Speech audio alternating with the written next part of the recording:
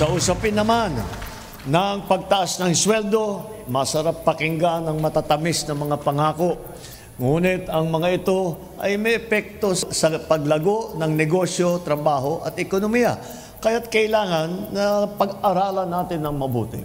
We hear the call of our workers for better wages and assure you that your concerns are being addressed through the regional tripartite wages and productivity boards. The government stands firm in its commitment to protecting and advancing workers' welfare while promoting inclusive economic development. Hindi nakalimutan sa talumpati ni Pangulong Ferdinand Marcos Jr.